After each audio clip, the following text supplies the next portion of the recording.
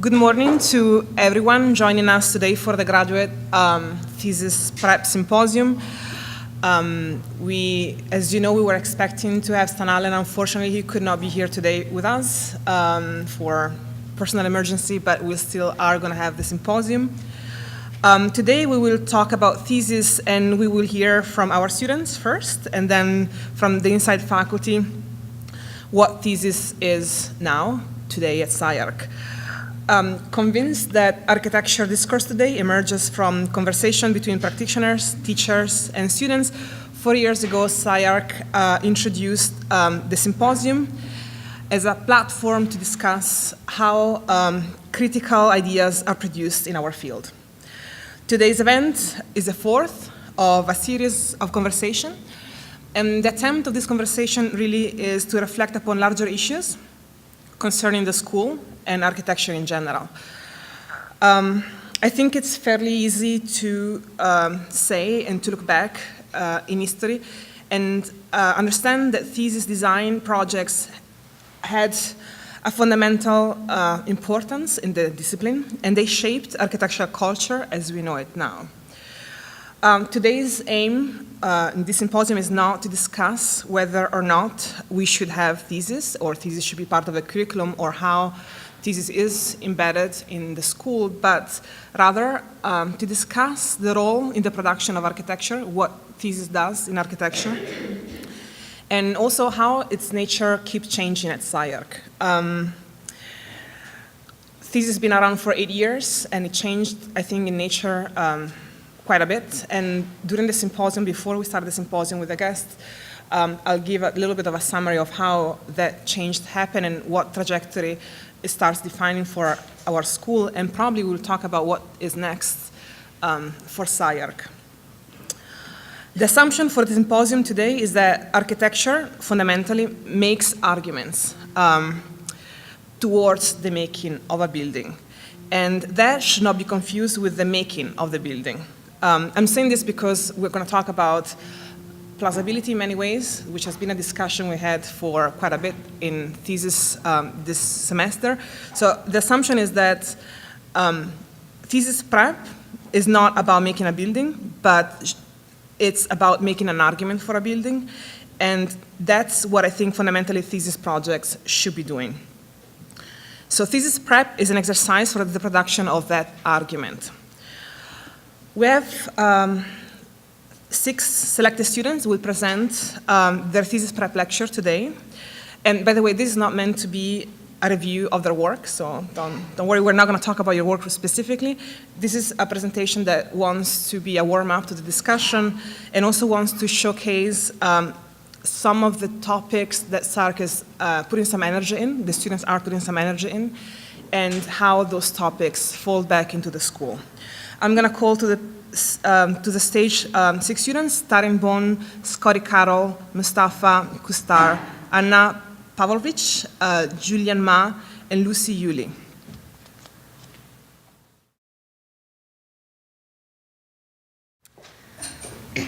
I'll begin with a quote from David Batchelor's Whitescapes. In this way, openness really was an illusion maintained by closure, simplicity was ridiculously overcomplicated, and unadorned clarity was made hopelessly confusing. You really could become lost in the apparently blank and apparently empty white space. In its need to differentiate itself from that which was without, nothing could be differentiated within.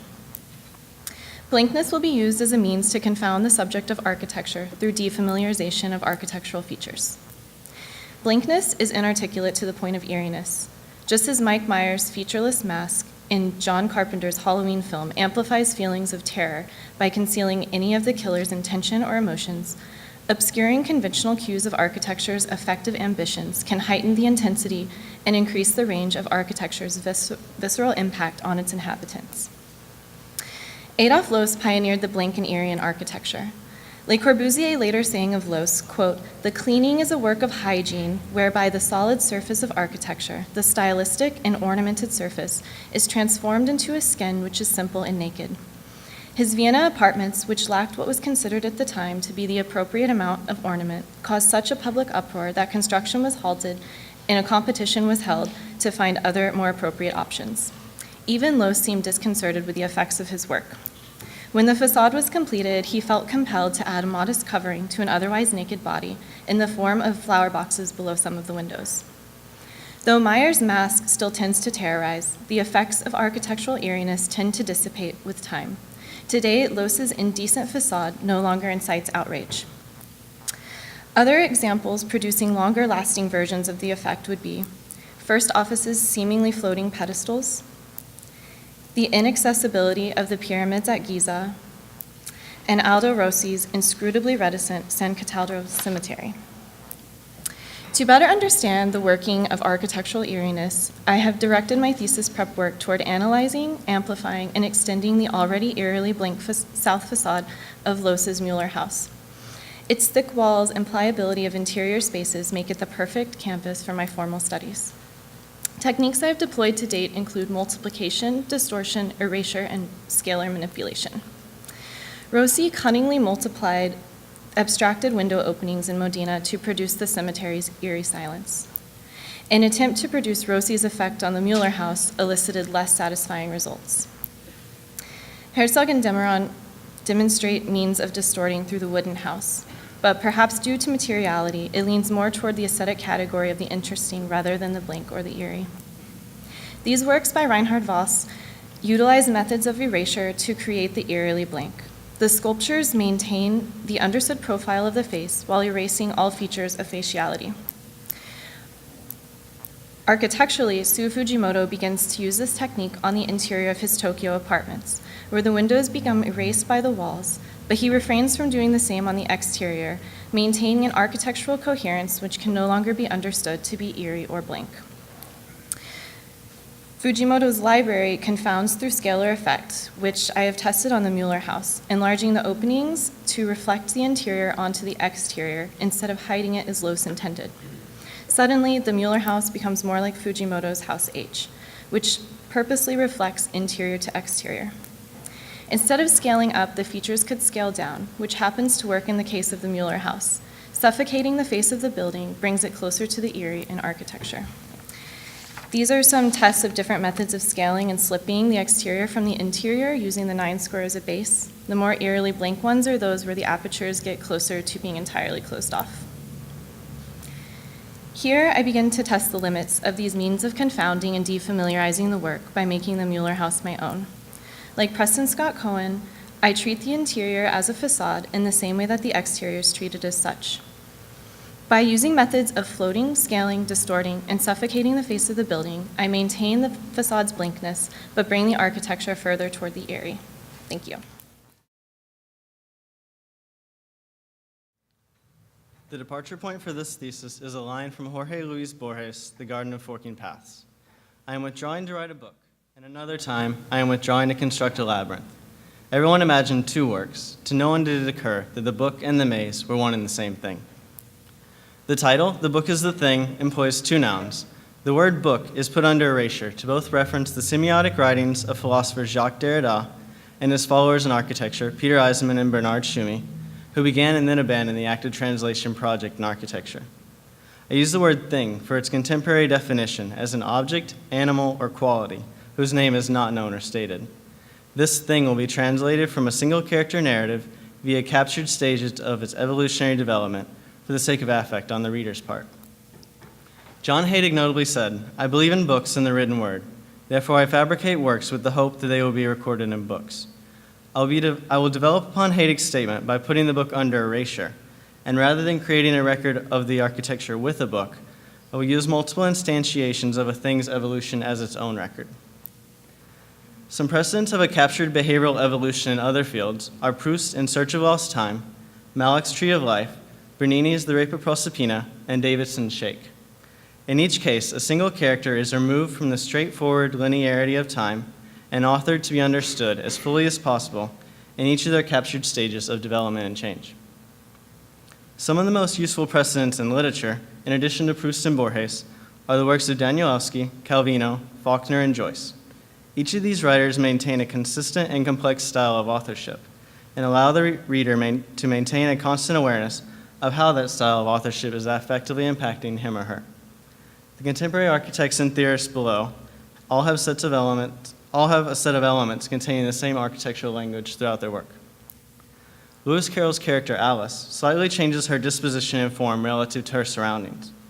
The 12 chapters of Alice's Adventures in Wonderland have been redivided into 6 new ones, each with their own captured instances of Alice. The 6 sets of chapters will each be seamed together within volumes using bookbinding techniques. The program for all of the volumes will be a small underground library with an above-ground entrance behaving like a book cover. I strongly disagree with the desire of some architects to design large-scale urban projects that consist of several buildings in close proximity. By separating the reading of each volume, I will point to the difference between an authoritarian architecture and an authored architecture. Each character instantiation will possess its own reading, which will evolve from the instances prior to it, giving each volume an overall reading, while the authored aesthetic is maintained throughout the collection of volumes. These capture moments of Alice were studied for the condition of a maximum concentration of character with a minimum level of anthropomorphism, consistently found between the eyes and eyebrows. With an awareness of their derivation, some of these outlines start to read quite well, yet their characteristics don't yet have enough information to read it alone as possessing character. Providing the ground against which to delineate the forms offers an easier reading of the character. Seeming more like characters of the same family than a slow evolution of the same character, this set should be understood as a sampling of instances from the entire collection, one from each volume. Also, the white area of the face will move closer to the saturated area of the eyes and eyebrows as the thesis progresses, making it less anthropomorphic. In order to connect the chapters within each volume, 6 traditional bookbinding techniques will be used as a method of seaming.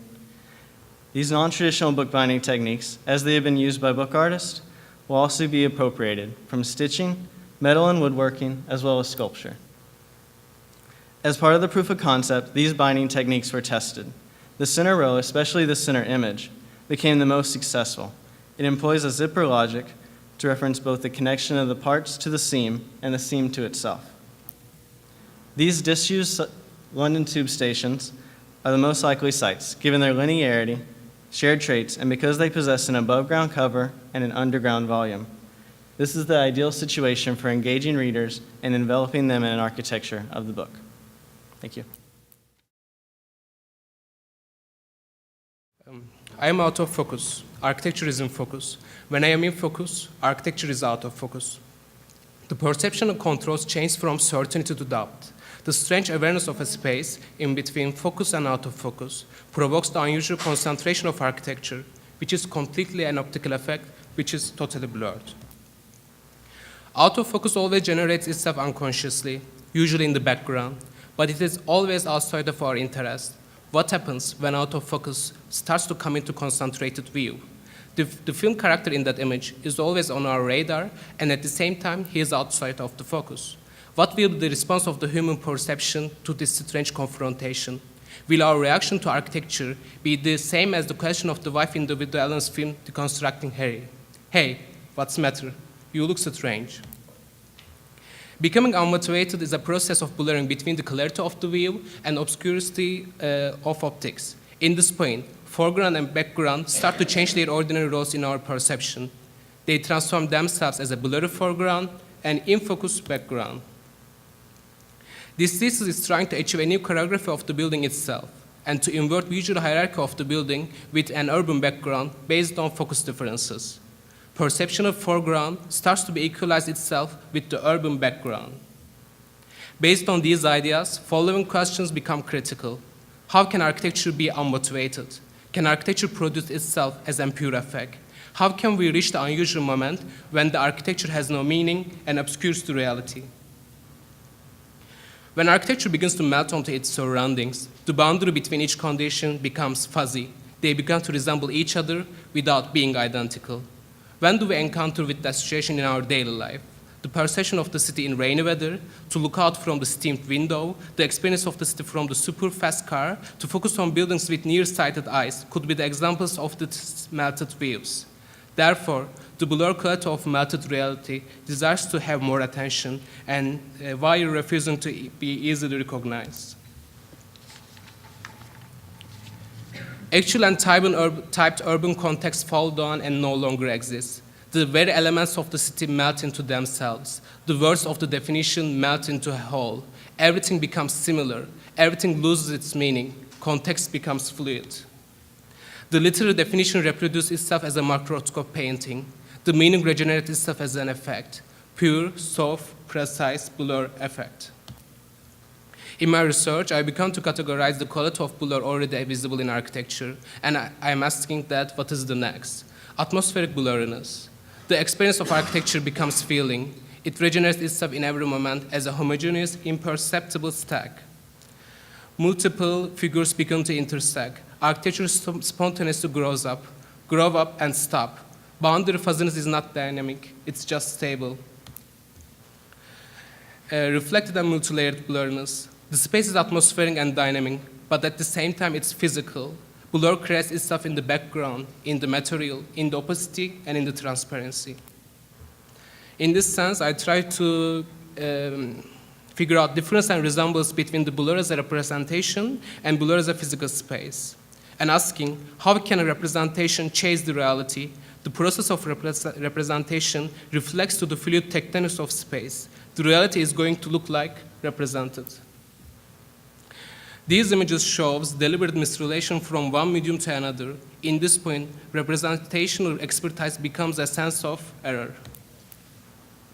Based on these images, architecture starts to produce failure in the urban context.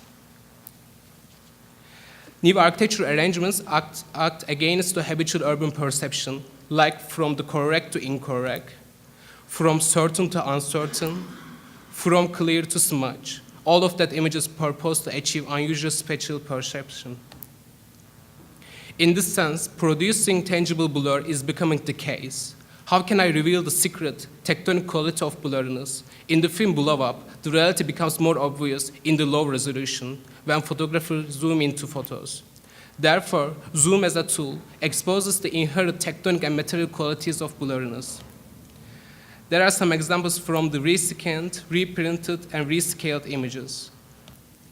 Blur will not exist merely in the digital, but become tangible through the developing, enlarging, and reprocessing of images.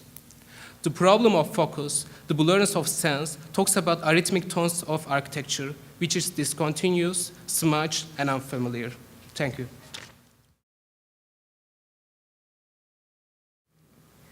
I am looking at the part in architecture. The act of discovery through the analysis of parts captivates the subject in a composition.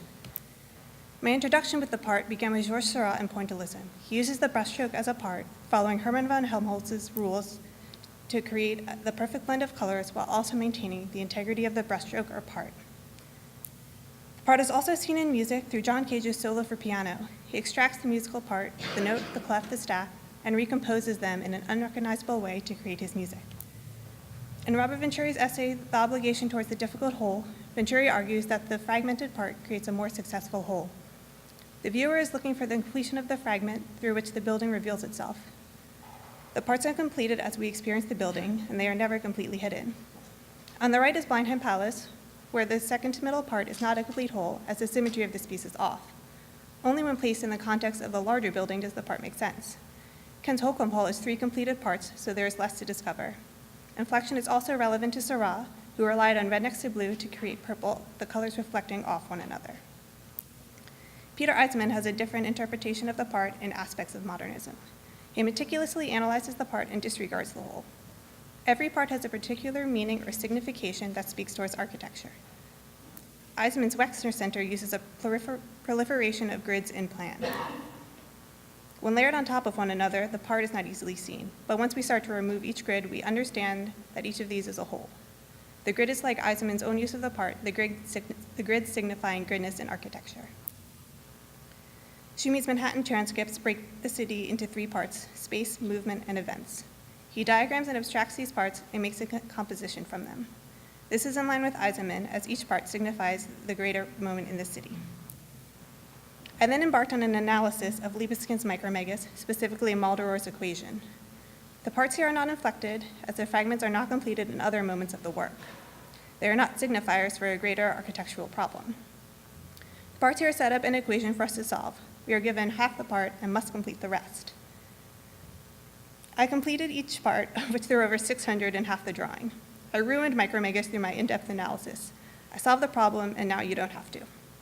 It was through the analysis and discovery that I became engaged with the work. I recompiled the parts in a different way from Libeskind and created my own Micromegas through the blurring of boundaries. Micromegas is not difficult, it is a series of operations. I next created Micromegas as solid objects that were rendered, which again ruins Micromegas further. Taking the solid objects, I changed the extrusion directions so each part is shown in plan. I then treat the parts as the same, extruding them in a single direction. Without an intersection of parallel projections, the parts are no longer confusing, and there is no conflicting reality within the composition. I then began to work on how I can make a solid object as interesting as the drawing. I took a simplified moment, constructed it with solid geometry, and removed planes to begin to understand when it would be more engaging. In each of these tests, the more planes I removed, the more engaging the object became. I applied these rules to the entirety of Micromegas. The left is the geometry, and on the right, I began to blur the solidness. The right is stronger as the parts begin to run into one another, but still retains its clarity and realness. This is not specific to Micromegas. Disregarding Eisenman's reading of the part as signification in the Mason domino, I composed the parts in a way that treats them as geometry rather than beamness or wallness. I began to blur the geometries, like in Micromegas, where we again have to start looking more deeply to understand where the geometry begins and ends. I proceeded with a series of studies with the part. Using different parts, I aim to set up a complex problem like Libeskind does. I aim to create engagement with the composition through the solving of the part. An interesting or engaging architecture does not need to be emotional. Intravenant architecture can be completely analytical. My name is Julian, and for the next few minutes, I'm going to be talking about posture. I think posture is interesting because it seems like it might have the ability to reposition legibility in architecture. Looking at previous work, I feel like we tend to go back and forth between either being hyperconceptual or being digital savants. And that isn't to say that that work isn't intellectually engaging or incredibly beautiful. I just wonder if there isn't a middle ground or a different ground or no ground at all where the reading of architectural effects isn't quite so opaque or dependent on a certain level of virtuosity. And so perhaps naively, I see posture as a way of turning our conventional understanding of affect towards unexpected ways of reading architecture. Historically, the affects of joy, pain, grief, etc. had their corresponding gestures and postures in painting, and the question was whether or not they had similar equivalents in architecture. The most direct example of this would be the caryatids, where the structure of a column was literally transposed with a human figure. Several hundred years later, however, the issue would become, on the one hand, a kind of obviousness that almost makes the architecture too kitsch or literal, and on the other, an almost endless game of signification and criticality that would render the architecture illegible or simply too abstract. And so it would seem that a project on posture would operate somewhere where its shape or disposition is just familiar enough to warrant attention, yet is also just ambivalent enough to allude to certain spatial effects. So when Jeff Kipnis comes around here and describes Aronoff as not having phenomenal transparency but pheromonal translunacy, or that Fartower is just a fat guy with a pot belly, I don't think he's describing a move towards anthropomorphism in architecture, but rather to a disciplined degree of ambivalence between regimes both in and outside of architecture. Recently, there have been a number of projects that have taken on posture as a kind of partner in crime, and I think that the most successful ones are those that use it as a means of alluding to specifically architectural issues, such as the shingles on the gabled roof of Raspberry Fields, which also happens to sit like a cow. And so as I begin my own work, what I read in the posture of this bear is a peculiar way of meeting the ground with the support of the wall behind it and a specific distribution of mass, all of which for some reason reminds me of how vague our associations are with the mid-rise typology. Uncovering where exactly their ambivalence may or may not overlap will hopefully shed light on the potential effect affect has on the legibility of architecture. I imagine the work will place itself somewhere within this map of projects and texts, which have certainly already begun the discussion of posture, affect, and illusion. And since I think I have about a minute left, and this has all been very serious, I'd like to read a poem. Bear in There by Shel Silverstein. There's a polar bear in our Frigidaire. He likes it because it's cold in there. With his seat in the meat and his face in the fish, and his big hairy paws in the buttery dish, he's nibbling the noodles, he's munching the rice, he's slurping the soda, he's licking the ice. And he lets out a roar if you open the door, and it gives me a scare to know he's in there. That polary bear and our frigidity dare. Thank you.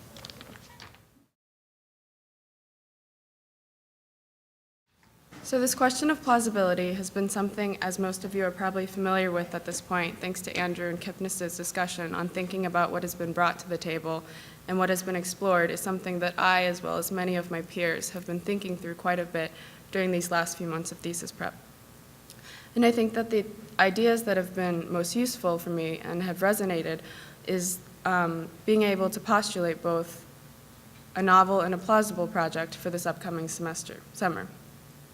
Now, that's probably easier said than done. So one potential that I'm going to talk about has to do with circumscribing a way in which architects can look at things. This doesn't have to do with the making of new things, but rather is suggesting or inventing a new way in which we see things that are already there.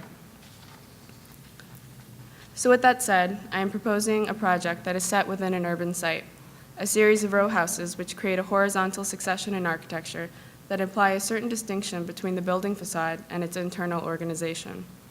Traditionally, the internal logic of each individual site is relative to the external datum of the townhouse block. The parallel seams or edges of each building can appear to create, like a roll of film, a series of reproduced images with little or no distinction from one another. Each house is traditionally made up by a similar set of architectural elements, such as coins, clear-story windows, and varying types of brickwork. The intention here is to take from the idea that there is an inordinate intention and exaggeration of what had once been a recessive quality of a building and transforming it into one of its defining qualities. So if we look at something like the coin, if we pay them any attention at all, we see them as something that reinforces the figurality of a building.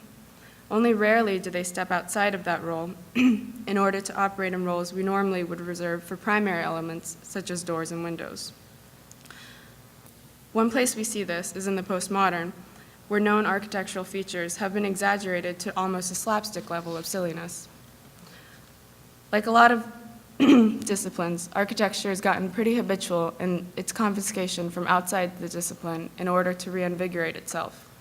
However, in doing so, it seems that architecture has been missing some of the more obvious devices that have been right under our noses.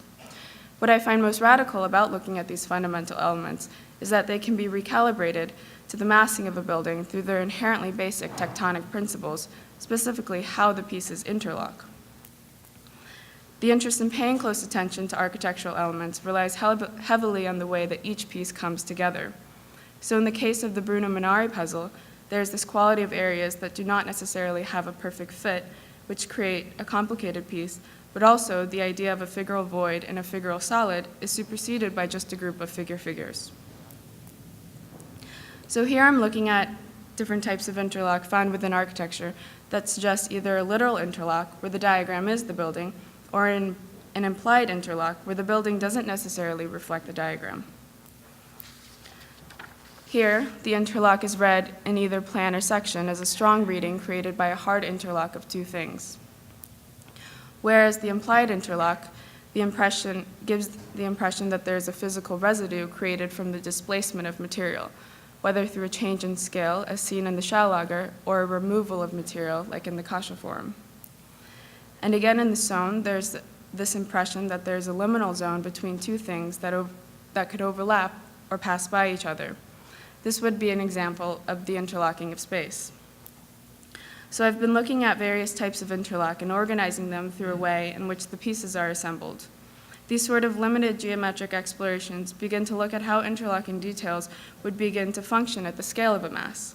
It also calls into question the wholeness of a building in a sense that you can no longer think of it as one object, but that there is always at least two or sometimes three, like an ensemble of things that form the whole of a building. The way in which these things are interlocking with one another can potentially have an effect on the typological reading of a traditional townhouse block, like the one seen in the MVRDV project, where the space created through the interlocking of at least two forms. These are just a few examples of the juxtaposition of two things that come together through the interlocking at the scale of a building. And finally, you start to see examples of the constituents of the whole and how they have a legible identity, but when read against one another in an area where there isn't necessarily a perfect fit, like the Munari puzzle, would have potential to allow for some amount of interstitial space, or perhaps would just make another complicated piece. Thank you, and please enjoy the animated GIFs.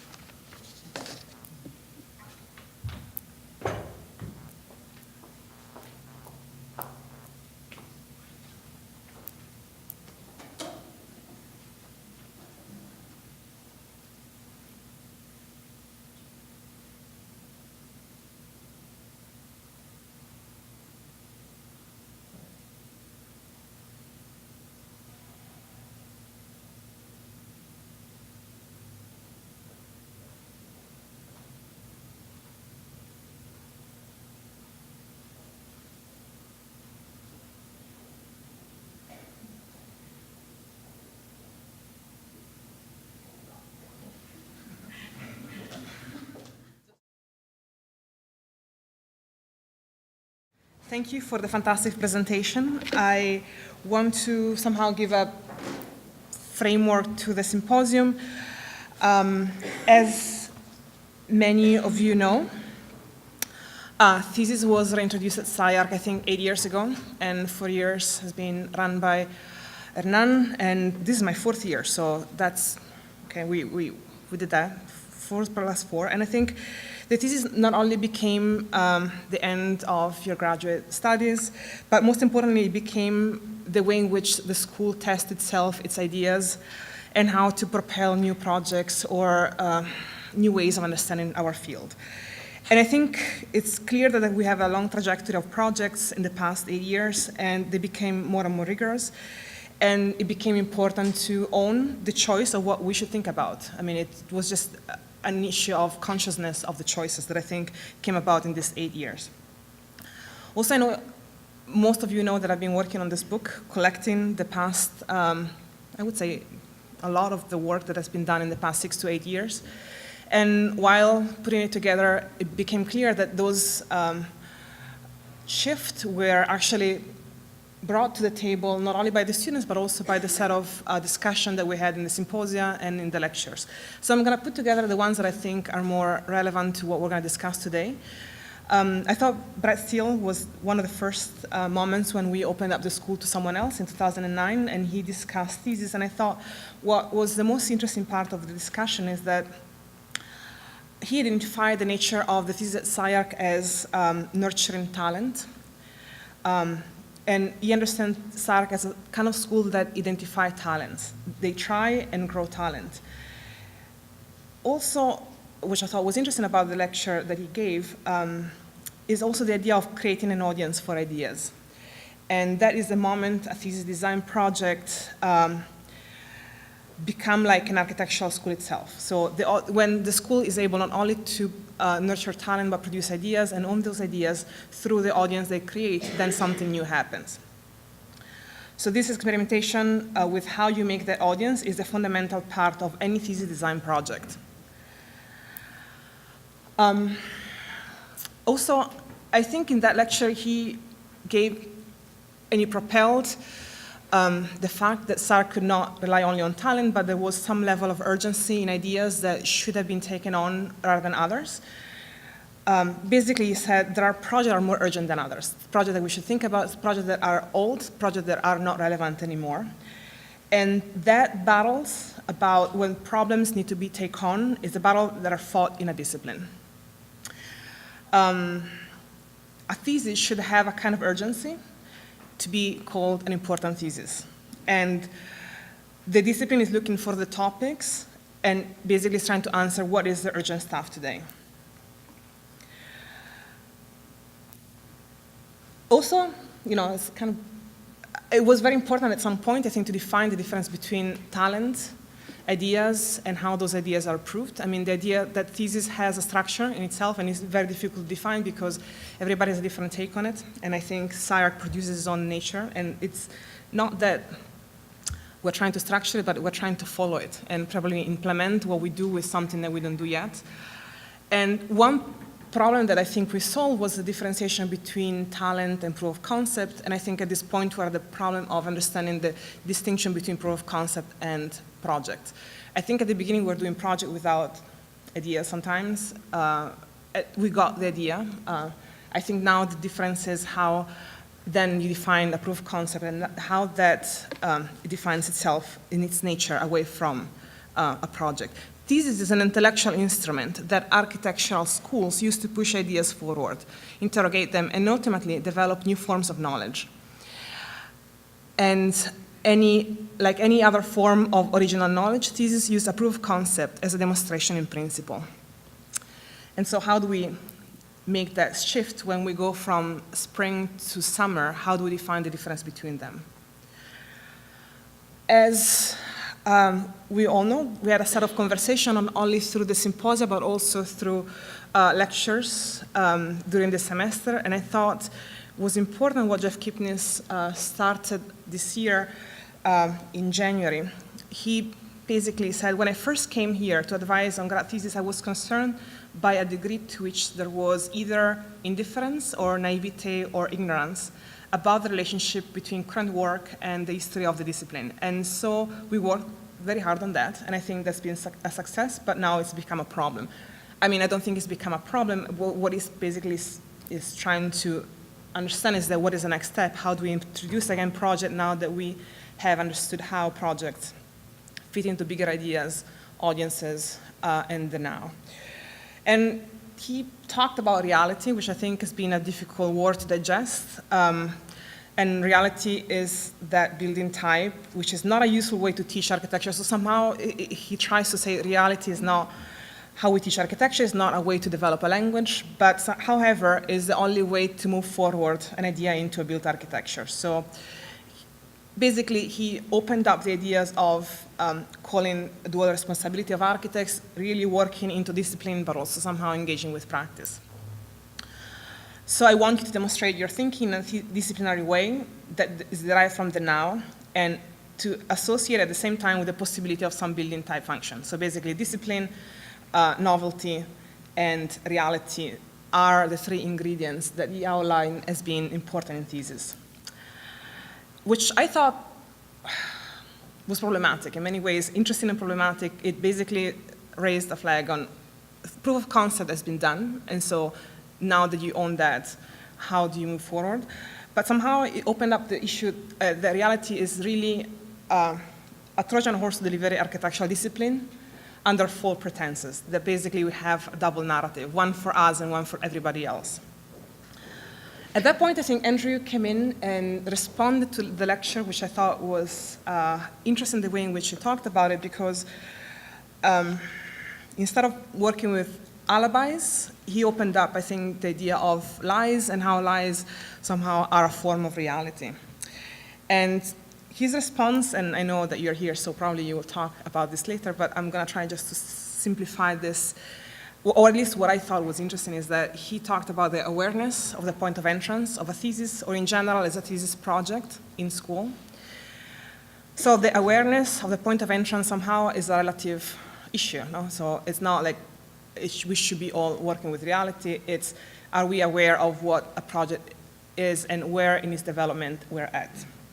So I think it's a relative positioning of a thesis topic within the discipline. So that's very important to understand that.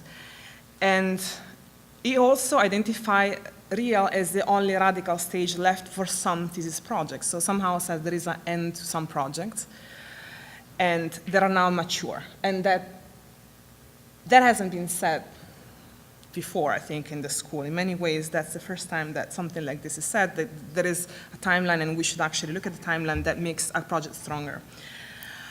And somehow introduced the idea of lies as the telling of a beautiful, untrue thing, basically, is, that's, again, my interpretation. So lies, instead of alibis, are at the core of any artistic expression. They're necessary state of imagination and abstraction. So that was somehow against the idea of real as being the artifact, but lies still are an unavoidable synthetic human way to understand things. So instead of understanding real as a narrative, alternative narrative for architects to engage with the practice, which is really what we're talking about, lies are actually a logic act even before being a creative act.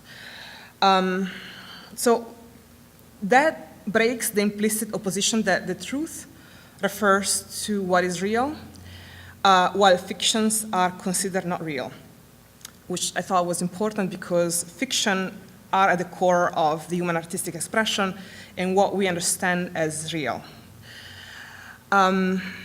So real is not a constraint, is not in contrast with lies. Real is a manifestation of line somehow. It's simply a timeline in the thesis topic. That being said, this opens up a lot of questions about how plausibility, if that plausibility is a better way of describing real, enters thesis, and how lie still remains in thesis, and how do we understand the timeline of a thesis topic.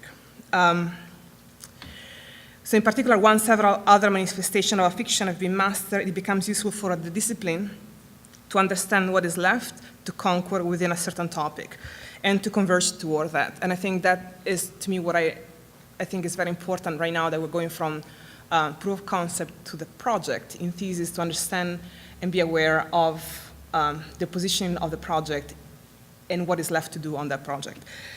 So that is just a little bit of a summary to understand what we're going to talk about today. And I would like you to join me in welcoming on the stage the panelists, Hernan Diaz Alonso, Marcelyn Gow, and Andrew Zago.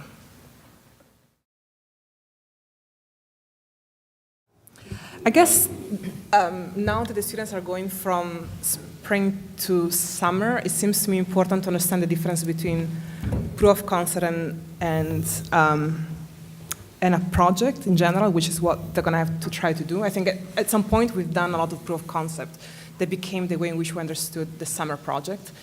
And I now think we are compressing enough the understanding of the proof of concept being more abstract and much more open experimentation during the spring, and then they become more mature project during the summer.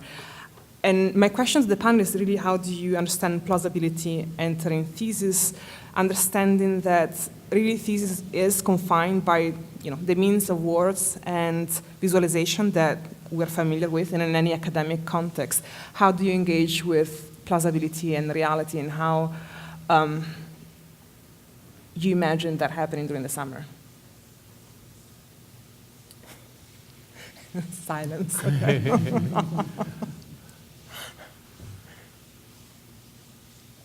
Me? I don't know. Oh, I can Any of you guys. You can pick Age it up. before beauty. There you go. Let's go by age before beauty.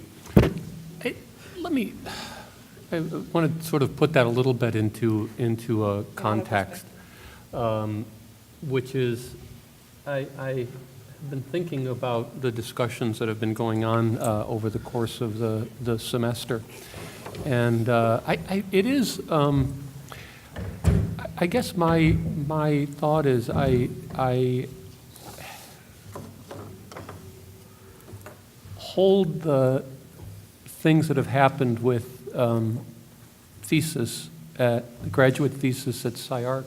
I hold that as a very, very valuable and important thing. Like it's a kind of little bit of a treasure that we all have. And I think because of that, it is, some of this discussion, I think, is there is a natural, strong inclination when something like that is so good and has proved so successful to try to just do it again and then do it again.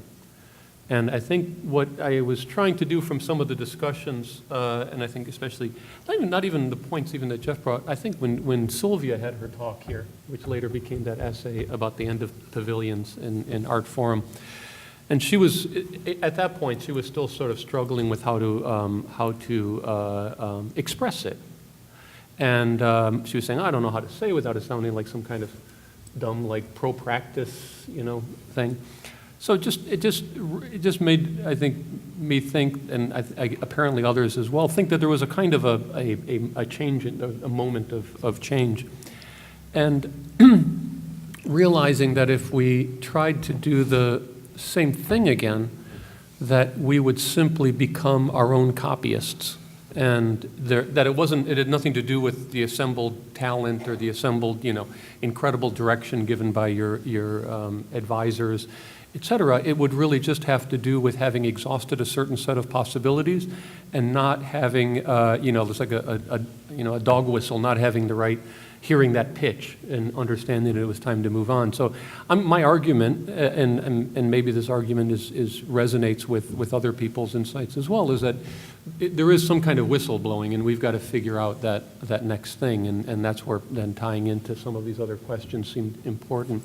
I was trying to think of an analogy to that. Tom Wiscombe and I are doing a Berlin studio, and so we've been spending a hell of a lot of time looking at Berlin projects, and the one drawing that keeps coming back, and I think in fact it's even been the topic of thesis projects, is that the Friedrichstrasse office tower by Mies van der Rohe in particular. There's a one sort of iconic perspective of it.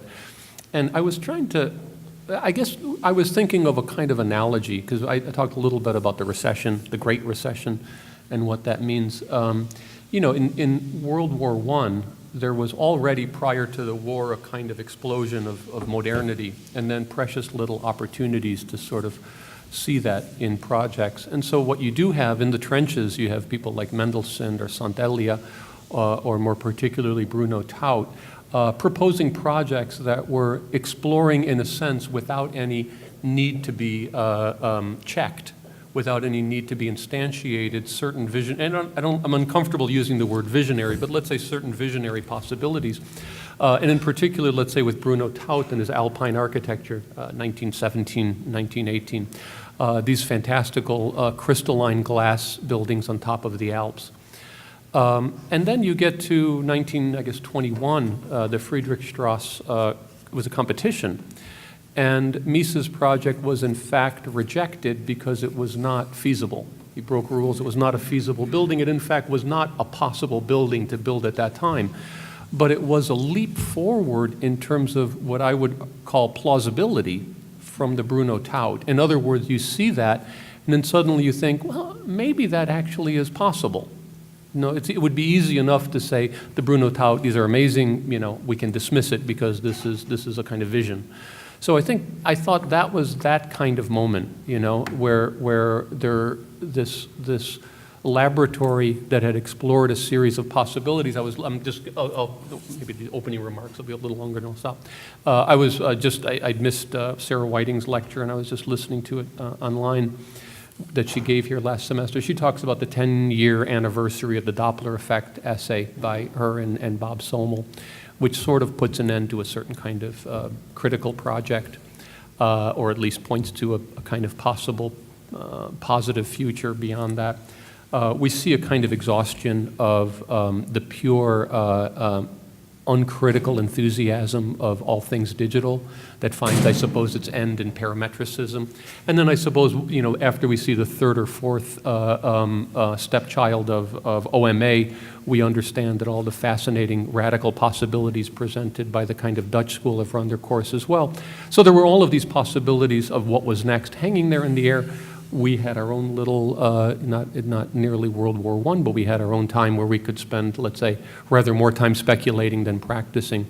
And so I think a lot of the things that happened over the last few years can be seen in terms of that. I think what I'm trying to argue is that it's now, I think, our collective responsibility to try to figure out what this next thing is. And I think this is, in a way, the exciting thing about the summer, if this does prove to be valid, is we can think through and define what this idea of plausibility is, so that maybe 3 years from now, if a group of thesis students are going to feel actually burdened by the clarity with which plausibility has been defined and try to move out from it, now it's kind of the Wild West.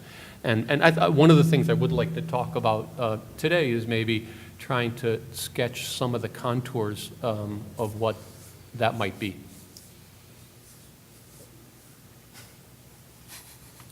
Okay. That sounds quite good. Let me see if I can. I have way too many things going around in my head, like a bunch of hamsters in a wheel, not in a wheel, but in a sphere. Because there's a couple of things that I would like to put in context, I think, what is at stake for you guys in the summer and what is the long context of it. Actually, this is going to be the 10th year that Thesis was reshaped. It's just that the first year and a half we try not to count. For Very good reasons. I can tell you, I can tell you other day. So I really did it for 5 years and a half. But the year and a half is kind of a dark period, the dark ages. But I think there's two things to talk about. There are 2 or 3 angles how to put that. One, I think, have to do with the own internal historical trajectory of this process. And I have to say, even though I know that the presentation that we saw we're not supposed to discuss, I want to mention that it's kind of remarkable to see the level of maturity and sophistication that the school have come along. And I think that is a great thing, and also it's a burden as well. Because it started to feel that there is a pattern between the spring and the summer, in which the spring, people's trying to be as clever as they can be, and the presentations are incredibly clever. And then in the summer, I think it's a way to build intelligence around that, which I always separate intelligence from cleverness. And I think cleverness is very useful to build an argument, not always is a good way to make a project out of it. So, and I'm not mean to be critical at all of the presentation, I think they were fantastic. But I think they work kind of in a vacuum and a level of abstraction that is, it becomes almost like a puzzle in a game. The question is how they start to unravel. So one part I would say is the responsibility and the challenge for you guys in that sense that in one way or another for the last year and a half, we've been talking about a certain kind of, not an alarm, but there are certain patterns that emerge once in a while. And it's not that the possibility of a speculative abstraction is over, because that will never be over. But it seems like we reached to a level that we all feel confident and comfortable that that problem is not that has been solved, but at least it has been clarified for everybody. So the question is, what is next? What are the possibilities for that? And again, I want to separate a little bit. One is what internal responsibility for you guys and what Thesis is, and in relation with the outside world. And part of the problem, I think, which I think is a challenge for all of us, is, in a way, the role of a school, and particularly I would say the role of a thesis, is perfectly fine to do all the things that we've been doing. At the same time, there is a kind of a shift in what I call the 2 realities, or what I call the hyper-reality, which is the relation between the 2 realities, which is becoming more and more fascinating. So there is a possibility of the real, let's say, let's assume that everything is real. So for that argument, everything is a lie.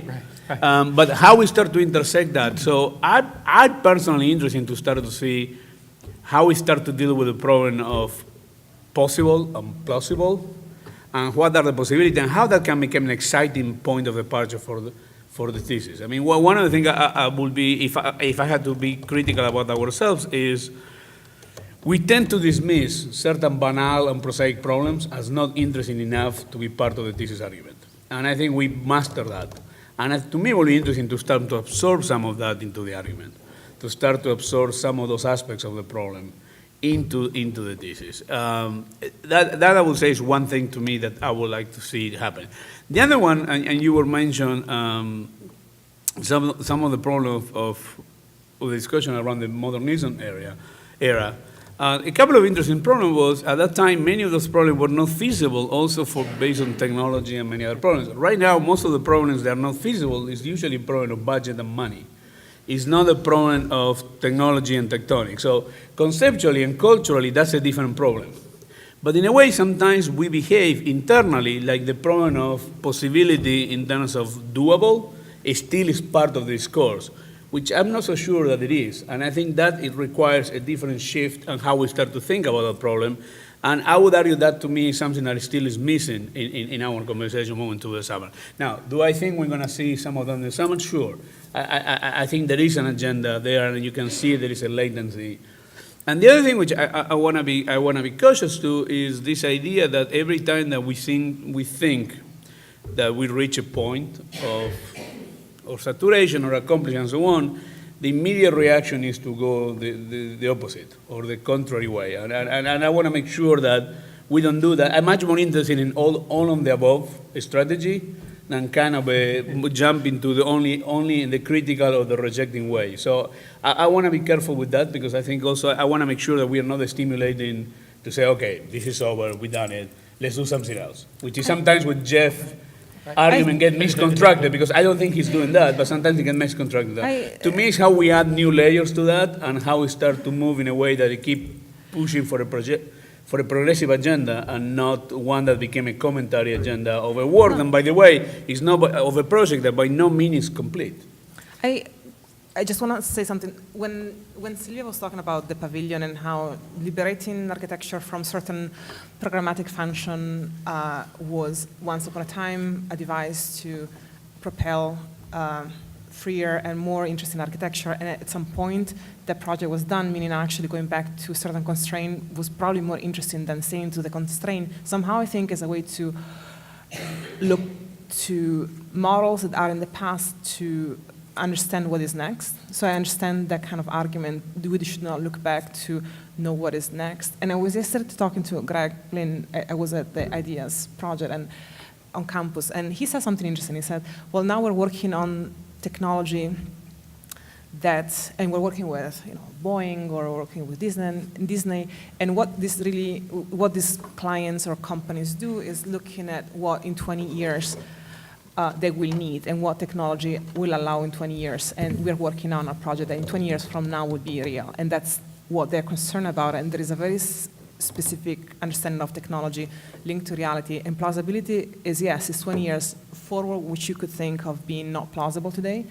But it's very strong, their understanding that if they don't do that in 20 years from then, they're not going to be in business. No? So there is this idea of reality either being a retrospective reality, going back to the unplugged version, or going forward to what is going to happen in 20 years from now and building towards that.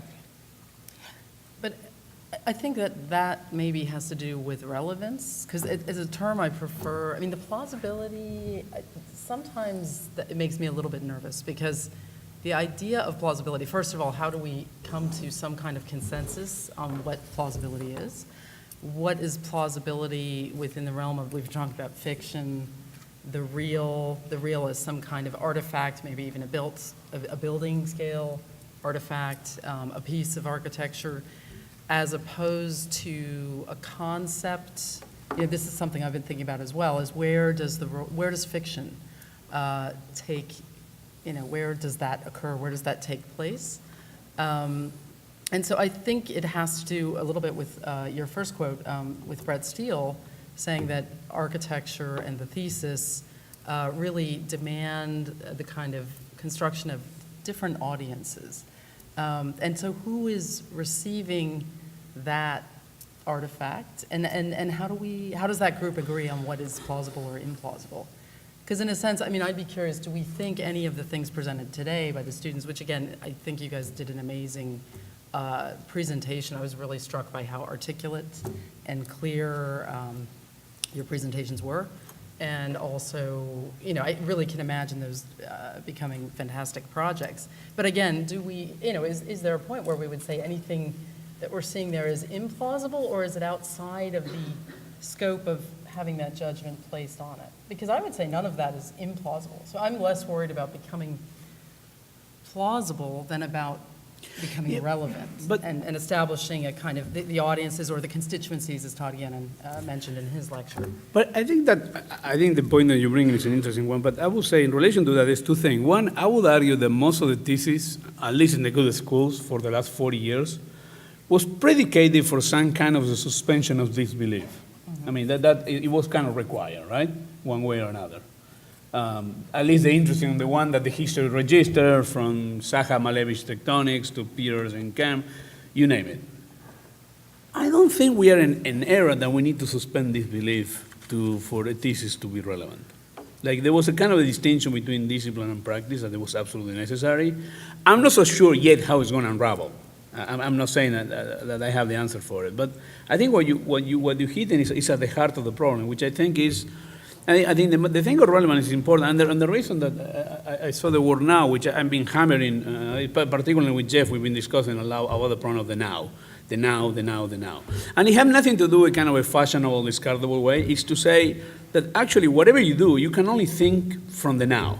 I mean, you can try to speculate as much you can try to speculate about 20 years from now, but you always read it from the apparatus and you are part of the present. So, and the same way when you read the history. So in a way, you're trying to bridge some kind of relevance in terms of historical context of the world that you do, and you're trying to anticipate the possible future, how the world will do. But at the end of the day, it's a problem of the now. And to me, that's part of, I think, what everybody needs to be a little bit in tune with Thesis. I really believe that every year, Thesis should try to make the now. Now, Elena and I, we discussed this many times, and we come to the conclusion that the now inside our thesis is usually periods of 3 years. Every 3 years, there's a new contraction of the now, and I have the feeling that this one is the third one of that cycle, and probably next year, a contraction of a new now will start too. The question is how, if we were to believe that fake algorithmic formula that we came with over the 3 years, if this is the last one of that in transition, what is kind of a maximum expression that can produce as a seed for the new regrouping of that? So the question of relevance, I think, is an important one, but I think everybody will offer a different answer, what we think is relevant and what we think is relevant for a discipline, or is relevant for the practice, or there is some kind of negotiation between those two relevancies. And I think that's part of the problem, and I think that what makes it so fascinating is that we are almost kind of an endless possibility territory. I mean, I think the idea of what I've been also talking a lot is the idea of density of knowledge versus depth of knowledge. I would argue that historically, thesis in every field always has been on the notion of depth of knowledge. And we are not in that time anymore. We are in a moment of density of knowledge in which the possibilities, so how we regroup that, how you make the density into depth, it seems to me that that's the key to the relevance. And again, I think there's as many answers as architects are. And I think the question is how we start to build certain moments of collective intelligence that becomes a platform for everybody to use.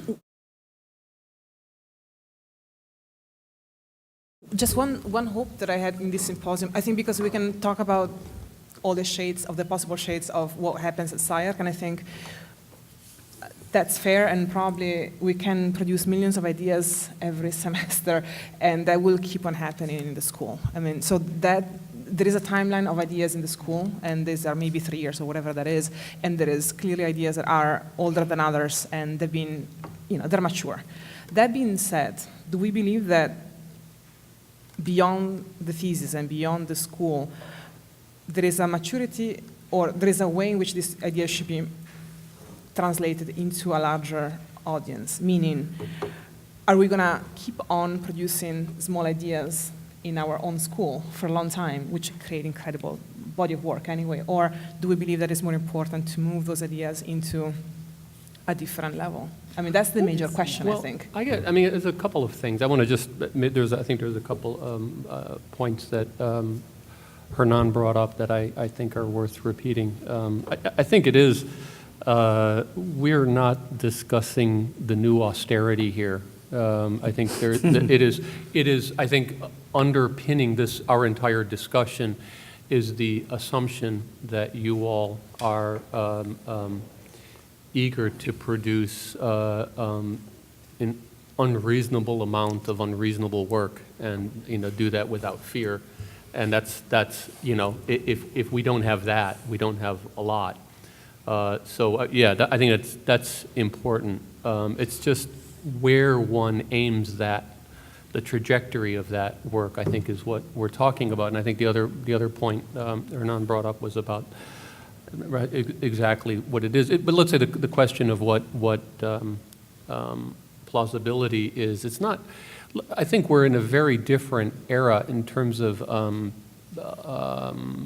building technology and willingness to do unusual configurations in buildings. I don't think it's about demonstrating that it's constructible. Mm-hmm. I don't think it's like a technical question. I don't think that's like when I gave that example of the MVRDV tower with the cantilevers and then the Photoshop thing with the building cantilevered 50 times further. I don't think it's a matter of showing a really compelling picture and saying, look, see? because I think we all understand, we've seen enough movies where we know, pictures have their own physics. It has nothing to do with the building. So that's where it gets a little tricky, and I think the idea of money, building types, politics, I think this is where, if you look at a project, right, and I'm not saying about the person on the street. I mean, let's say a colleague can come in and we present a project that does not answer the first question that would be raised if you had that project, which has to do with a lot, it depends on the project, right? Like if you're, I always joke that saying you're doing a museum is a kind of SCI-Arc code for you're going to do something crazy and not really have a program for it. I think we've all taken advantage of that little clause in the SCI-Arc logic. But to do that and not know basically what type of museum you have, to know that Michael Govan thinks a museum needs to be on one floor for it to work and it's not really proper if it doesn't, and to know that one could go in, if you were Frank Lloyd Wright presenting to Michael Govan, you could take the Metropolitan Museum, you could slice all the enfilade galleries in half, turn them around and wrap them up like a spiral and say, look, you could actually construct an argument between the world's reality of what a building should be and your idea, which seems, you can, I think it's a matter of us thinking of how we construct that bridge so that it cannot, I think with this idea of plausibility, I don't think it's a definition, but I think, if you have a project that cannot be dismissed as being simply a kind of visionary whatever it is, and I don't, visionary is the right word, but clearly this is, so Michael Govan, just to use an example, would come and see SCI-Arc Thesis museum projects and could think, this is great, really beautiful drawings, maybe wants to collect them, right? But it is not going to do anything about challenging his, I'm assuming, right, challenging his assumption about what a museum is. I think if we could figure out how one does that, that's the, whether it's in budget, whether it's in program, that's the kind of political dimension. I think that's what Sylvia was talking about with the pavilions, that the freedom also ultimately renders them apolitical and easily co-opted by whatever kind of interest wants to co-opt it. I usually dismiss him.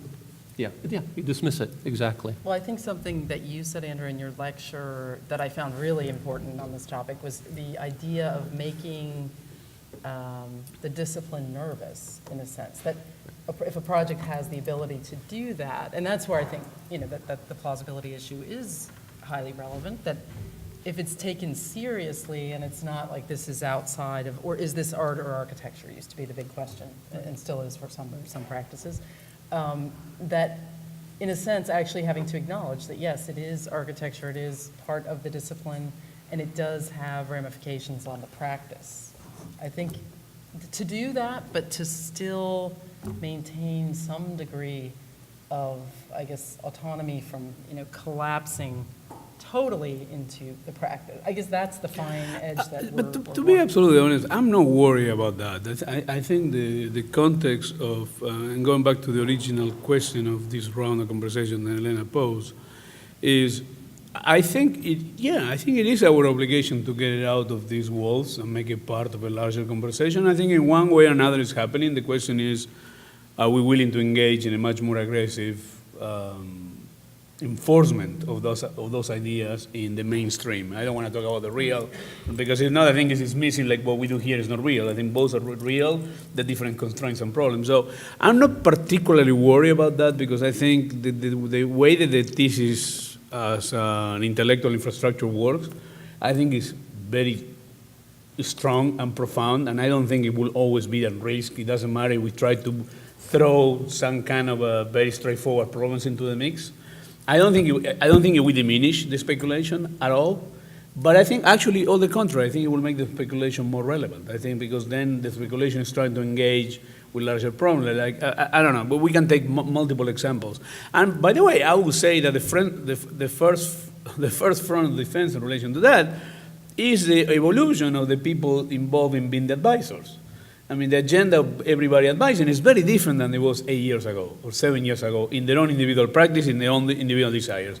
And that transpired into the discussion. So whether you guys like it or not, you are like unwilling guest of the discussion and keep moving beyond, because you guys do thesis once, but the people involved in thesis are more or less 80% the same people, 70% the same people, and they're evolving, and their own practice are evolving, and their own interests outside SCI-Arc are evolving, and how they bring it in and so on. So I don't think it's just an evolution on the student part of what we demand the students. I think it's our own interests that they keep changing, and we keep moving the target for them.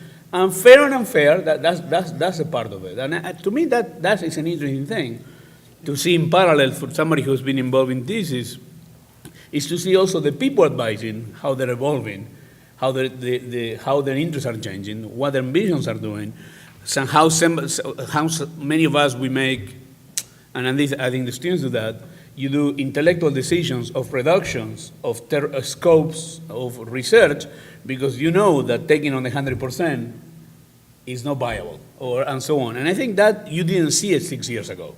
And you see it now. You see a lot of restraint and a lot of constraint in intellectual speculation of it. What I wonder is, can we add into that constraint and restraint the other constraints that can make it more aggressive, and I think that will make it more relevant.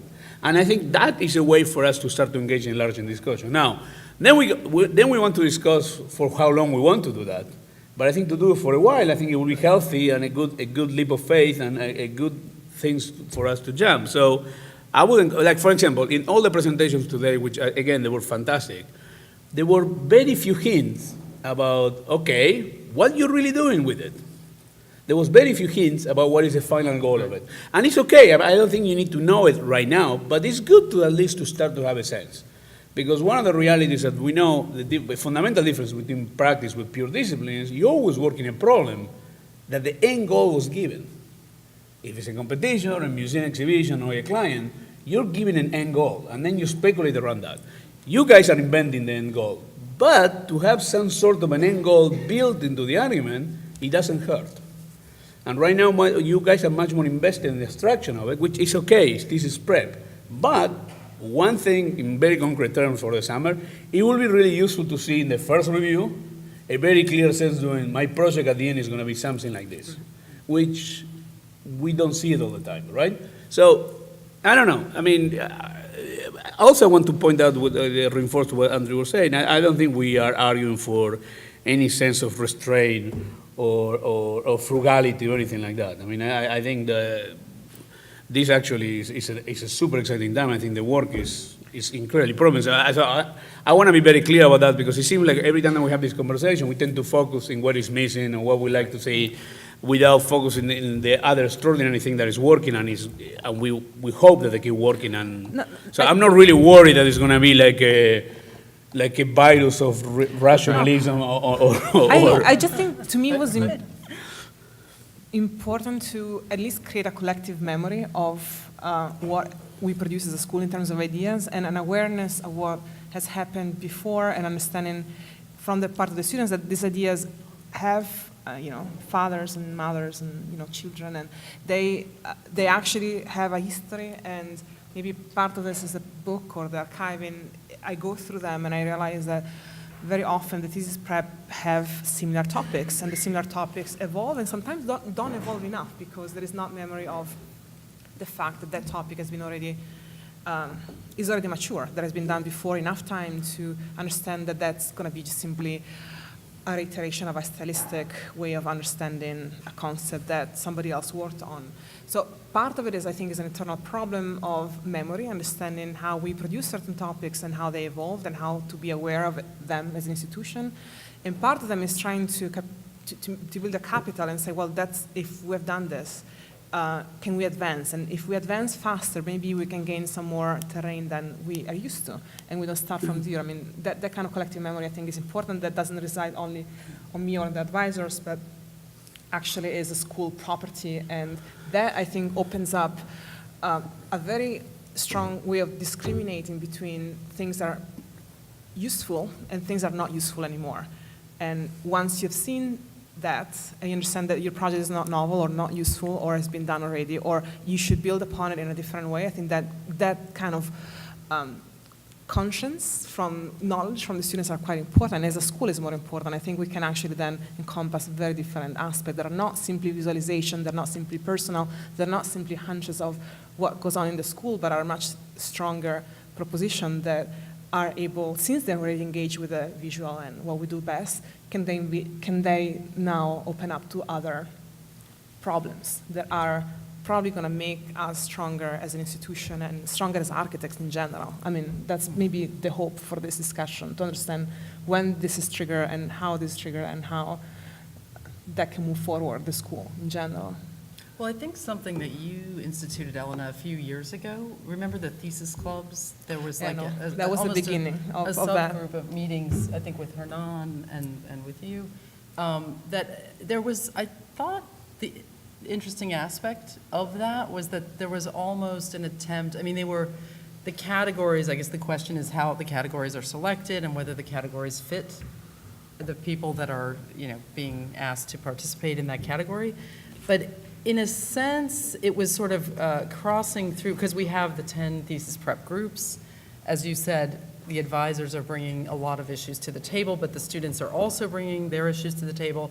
So it's not always the case that every thesis prep group is sort of a kind of monolithic group addressing one problem. But it would be, I'd be curious if there could be a way of starting to look at the different constituencies, the different audiences, by saying, are there certain topics that resonate with one another? If we think of whatever character, narrative, if we think of posture, if we think, even the things we saw today, we saw topics of blurriness, blankness. How are those things?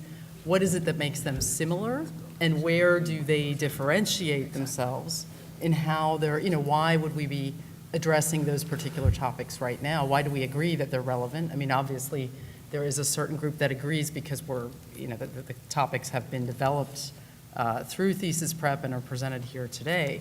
So I don't know, that could be something interesting to think about in terms of a review structure, or in a sense, starting to set up a dialogue between these projects that seem to be, tapping into one of those discussions that you said, looking at that lineage of what's been done before and where we are at with that topic, and has the topic been exhausted or not? I think that's right. I think the other thing, and this is to go back to an earlier point as well, is I think collectively, you, the school, it's like a kind of a high performance race car. And we just want to make sure that we're entering the right race, and don't end up like in a soapbox derby with our, Formula One. Rally. Yeah. So this is really, it's nothing to do with let's put the brakes on this or that. It's just like, I think the race that we've ran in the last few years is not, you don't want to be the general always fighting the last war. We have to make sure that we go ahead. And if we took that, like if we said, well, plausibility is this incredible new creative territory, what is that? We don't know. The nice thing this summer is we don't know. We're just giving you some suggestions. And so this is like, that world is sort of your oyster. You can construct arguments for that. And I think that's going to be,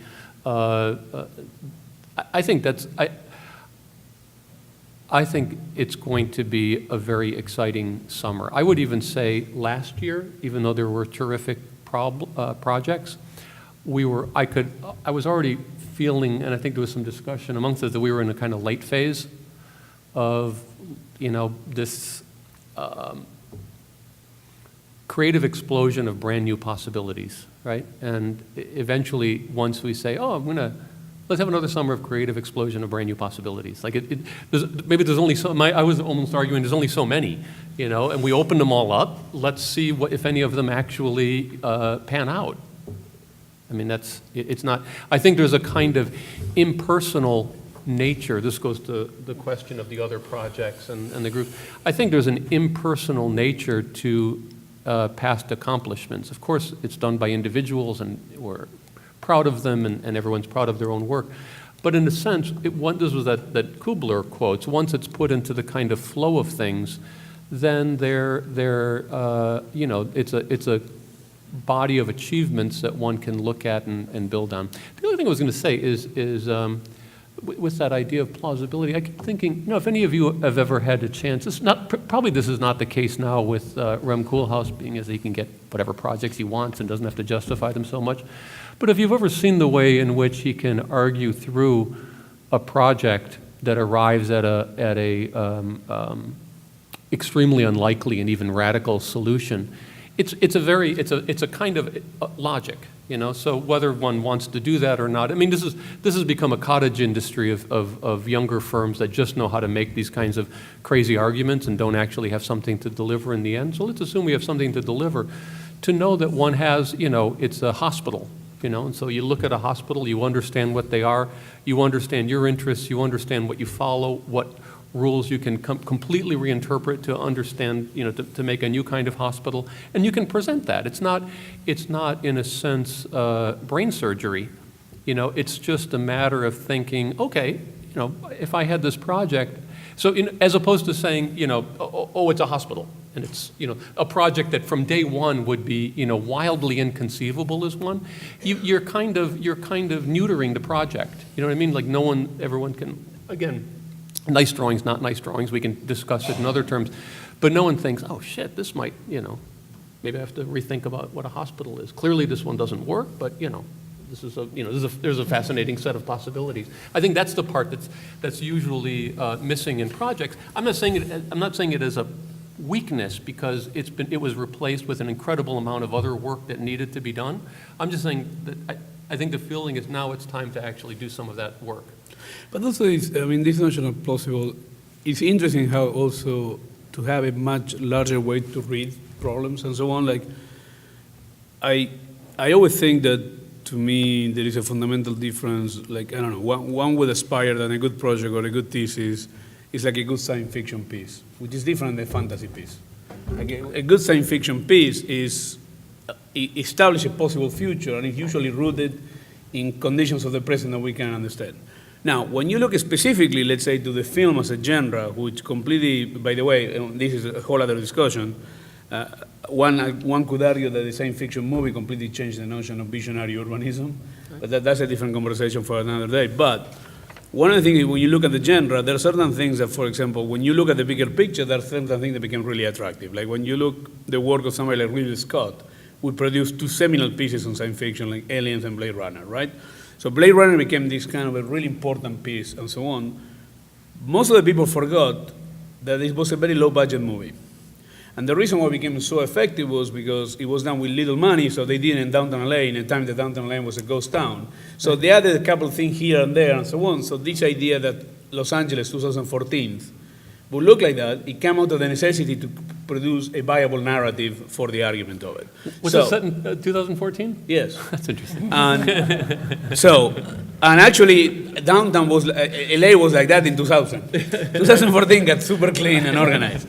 Now, if you think also the first Alien also was interesting because part of the idea that he built the narrative with only showing you the monster by part is because they didn't have enough effects to show all the monster moving and so on, which Fincher did in the third one. It was not scary at all. So there is a level of specificity how you build those things that it had to do with the possible and the medium that you work in and what is the reality. So somebody will say that actually real Scott creativity it flourished because he took into account the limitation that he was working with. And then when he did Prometheus, and he had all the money in the world, all the effects, the thing doesn't hold tight. So that's at least that's what I mean when I want to say let's bring other stuff. It's not to make it banal or to wash it down, but just to make it more exciting and how the constraints can become part of the argument. Well, I think also one of the key issues is going to be what are the techniques or tools or what is the medium for constructing degrees of plausibility? Is it about doing drawings that conform to certain conventions where the thing that's being drawn is not conventional, but the way in which it's being presented is? Is it the act of naming, in terms of program, the hospital example? Is it something to do with, prototyping on a large scale? I mean, there are different ways in which that's where I think it's going to get very exciting, is how each individual in their project could begin to say, these are the techniques I'm using to construct a degree of plausibility. And those techniques may be different, it's not across the board. to ask a question to you guys, because I think it's becoming clear that there are two different understanding of the real or the truth. So and I'm going to use Michael Speak's definition of that. One is a plausible truth, and one is a received truth. I mean, we understand the received truth. Well, basically, you know, big ideas about architecture, something we should all think about, and that is what has not been done in the past 20 years, I would say. That we constructed a lot of small little truths that appear and disappear, and somehow is even so fast that it's almost difficult to understand whether or not they're relevant, and it's almost impractical or impossible to do that. And I think we did a lot of those small truths, and we also created a way of finding a scenario and a way to justify them, and we found a place for them in the discipline. And as a single thesis, is a singular personal project, and it's difficult to find that place in the larger picture unless you have enough of those to make a bigger idea in general. But I think one direction is towards plausible truth, meaning more of those small things, and creating all the scenarios and all the new tools to make them touch ground again. No, that's I think the trajectory we're at, which is multiplicity, very small addition to, and therefore plausibility becomes a new scenario. 20 years from now, what could be using, and how can I make this credible? Instead of going back to bigger truth, or the thing that we received as being truth before. And these are two different approaches, and I think somehow we're always in the smaller approach at SCI-Arc. And I'm wondering if we need to sometimes collect forces and to actually tackle bigger problems rather than divide and conquer so much as we do. And maybe this is a question for you guys more than a provocation. Like, what do you? Yeah, I mean, that's what I was thinking about with the when I brought up the thesis clubs. That, I mean, it's odd. I used to teach at the ETH, and there it's really a completely different kind of thesis process. You have, I think, 3 or 4 categories: A, B, C, and D. A is a large urban project, and you're given a site, and you actually get a plaster site model. I mean, it's amazing. It's so different from SCI-Arc. B is a kind of architectural scale. Swiss. And you're given site and program, and everyone works on that same site. It's that same site and program. And then C is a detailed thing, like you might be doing a kind of ski jump, looking at like Zaha's ski jump that she did. They took that site. And so you actually kind of commit to one of these, and you work through that, and then everything is displayed in the kind of Beaux-Arts tradition in the Semper building. And then there's like a jury without students present. It's like the professors go and give grades. Really odd situation. Completely That sounds great to me right now. But Can we switch to that? But what is interesting is, could one imagine not that the thing that unifies and makes the things comparable, again, going back to some of the issues I brought up in my lecture, looking at that Borges compendium of celestial knowledge, or Chinese encyclopedia, but what would be the thing that would allow different things to be compared? So could you have a whole group of projects that are dealing with character? Could you have a whole group of projects that are dealing with posture, and actually having a very specific discussion about how each one is unique and different and what they're contributing, and where, I don't know if that's touching on what you're saying about advancing, consolidating. I'm just wondering that if plausible becomes something we construct as well. We never touch ground somehow. Like, it's plausible, we make it look like it's real because I'm actually going to construct the tools, I'm going to construct the audience, I'm going to construct the problem. And that plausibility is another creation of thesis, no? So we take a very personal interest, I think. We make it matter in the discipline, creating a very intelligent argument. We create new tools to move that towards realization, and we also define the scenario in which that could be realized.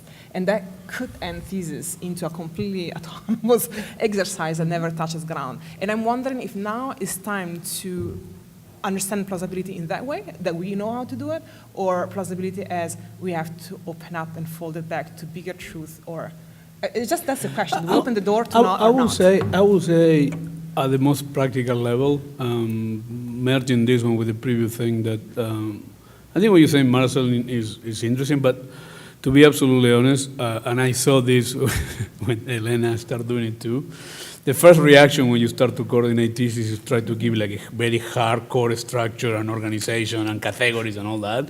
And then you realize that it's futile, that it doesn't work like that for better or for worse, the nature of SCI-Arc is this kind of an individual thing which alone kind of align. And in a one way or another, I will not dump that on the students. I think that's our responsibility to organize it and collect it and so on. I think each of them should work individually when they're working, and hopefully the smart ones are aware everything else is going.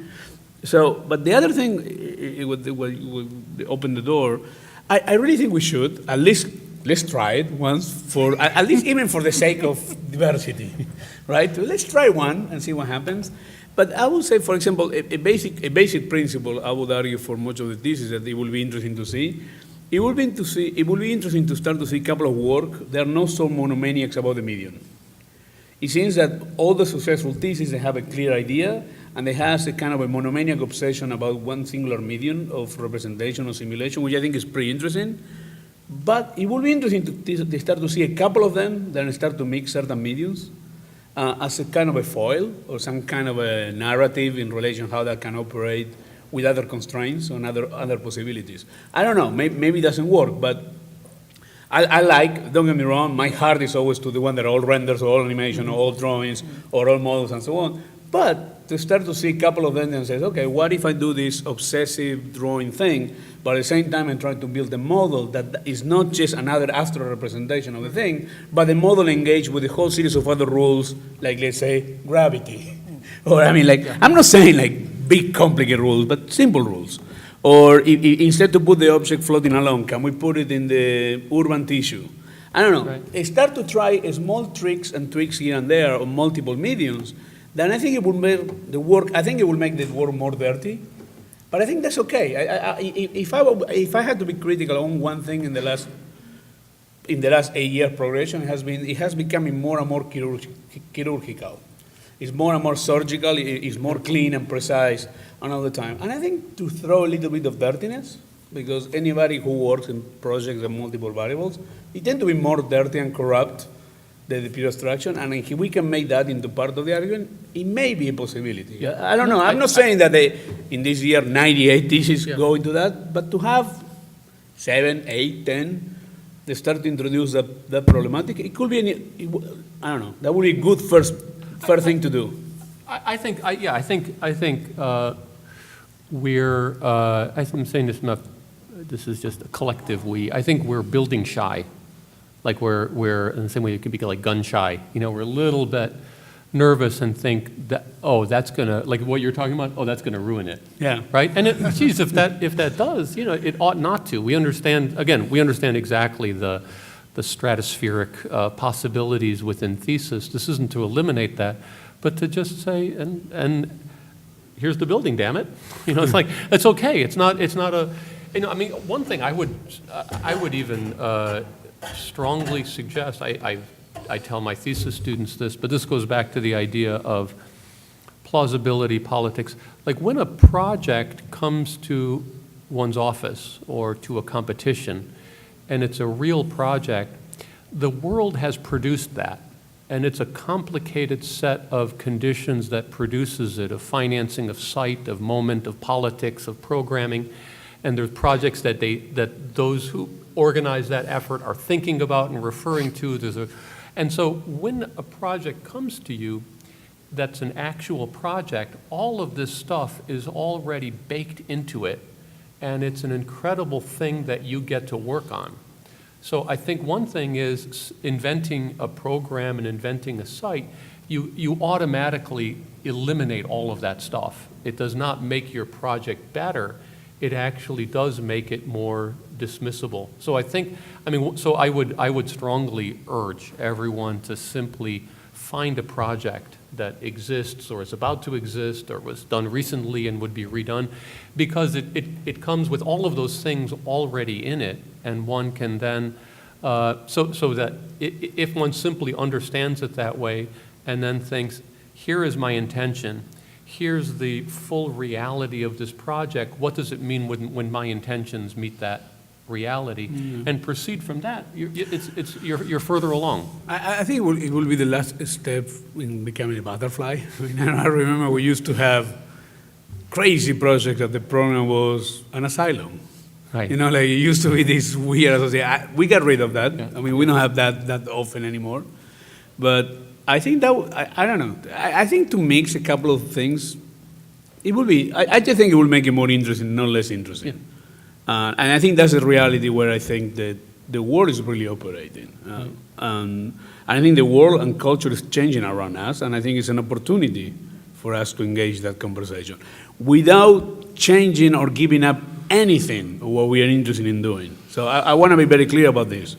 When we talk about these things, I'm not expect the work to be less radical or less speculative. I hope that the projects became more engaged with whatever is the genre that you're working with. I mean, I just hope, if you're working with the robots, or you're working with line drawings, or you're working with renders, or with animation, whatever it is to engage with more variables of friction. That is the way I see it. Is opportunities of friction to the project to become more viable. Definitely, I think that looking at real projects will create a determining factor, meaning students will have to understand whether or not the projects are simply too personal to matter, meaning can you actually find a place for that question in reality? And also will describe whether or not projects are simply too far from plausibility to matter to our practice. That probably is a sign of a project, of an idea that is not ready to do that maybe wants to stay in abstraction, has strength in that realm. Would you imagine that being the case for some theses? And do you imagine that as being the way in which some of those would still happen? That they wouldn't have those things? Yeah. I think, look, I know one thing for sure. All the stuff we're talking about, we can't make you do any of that. So I don't have any doubt that there, so I think what we're trying to do is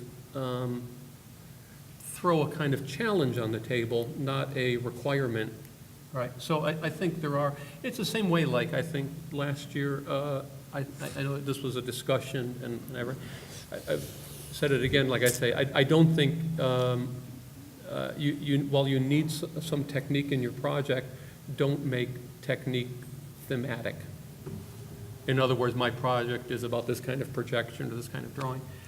So I said that, and then I had a student who did exactly that. I thought it was great. So it means that the exception, that there's really constructive exceptions to that is part of it, but that's it.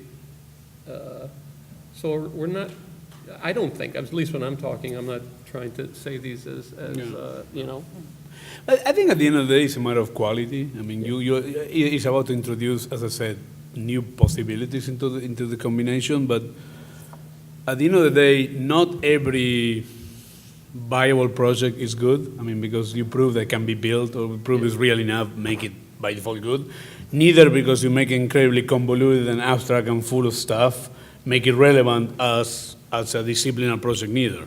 So it's a matter of how, there are fundamental differences between what somebody like Peter Asman or Levius Booth has done to the field and a bunch of other people who've done that. And there is this amazing exhibition right now in the Guggenheim Museum of Italian Futurism, which is, if you guys are in New York, please go to see it.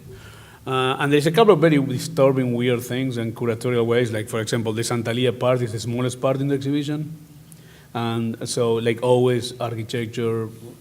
But there's a couple of interesting things about that he talked about how wrong they were to associate politics with aesthetics, and how it didn't really work at the political level, but it really worked at the aesthetic level in terms of relevance over time. Now, when they were doing it, they didn't know. So it's just a matter to have enough of obsession or enough clarity about what the problem is. So I think, again, as Andy says, we cannot force you to do that. Another thing, also I would argue, not all the theses are suitable for this problem of plausible. That's right. And not all the theses are suitable for abstract speculation and more autonomous one. What I want to argue is we should not make the default of one or the other. There should be one that are really on one extreme of the side, and there one the other extreme of the side, and they're interesting. And there are some other ones that try to negotiate, and I think all those things is fine. My criticism will be that sometimes it becomes a genre, and even we have bad projects trying to be speculative, and they don't amount to anything as speculation, and they will be much better served if they have more modest ambition in terms of viability or plausibility. And then some other one that try to be possible or more realistic or whatever we're going to call it, and they would be better served if they have a couple of more rounds of speculation. So it's kind of a blanket problem. You cover your feet. That's what I'm saying. Thesis is always this catch-21 that we always want more and so on.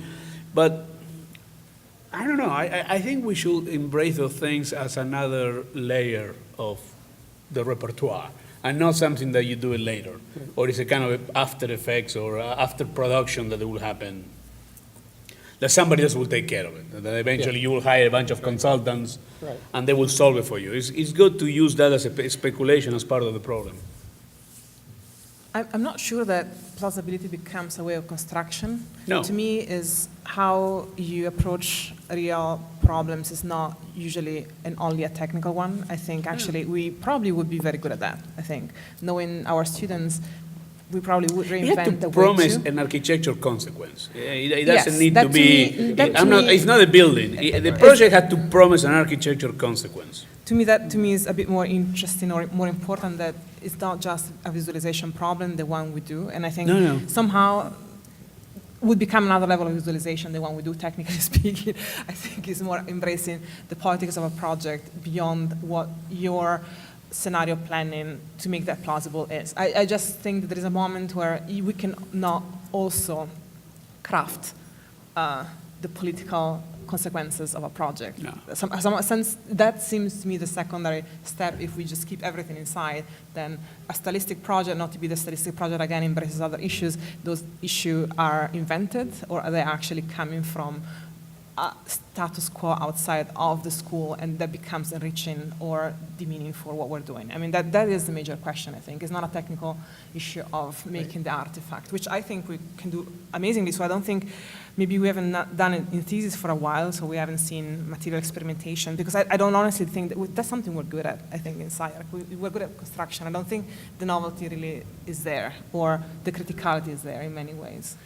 Can we go back to a minute to Marcelyn's point about the categorization of things? Because I think that's important and is, I think, central to this discussion. And to my mind, there ought to be something between the ETH, where you're in this category and that category, and each of you imagining that you've come up with your, a thesis all by yourself that has no relationship to other ones. I think it's probably what I would like to say is let's just say it's your responsibility to understand that there's been, when you say ideas in the air, they're in the air because there was this project, there was that project. Sometimes it's from a studio, sometimes it's from a thesis project, sometimes it's from certain seminars. That these are there, and the ideas in the air is that you're building on those. Look at those, and you should have an idea. It doesn't necessarily have to be, let's say, the series of clubs or categories, but to understand that there are groups of tendencies, and that these are floating around because they've proven to have a kind, they seem to resonate with that idea, let's say, from Brett's quote, of it having a kind of relevance to us. And so you want to make sure that you're knowledgeable about that, and not simply doing, here's a project that looked at this topic and took it from level 2 to level 3. I'm going to do that again. I'm going to look at that same topic and take it from level 2 to level 3. You know what I mean? Like I think we could find a lot of examples of that. Boy, that's really talented, and you did a little bit differently than this other one. This one's a little different too. But at some point, it's not a. This is where I was saying. At some point, if you don't move on, you're actually just we're all being copyists. Even with no intention of being so.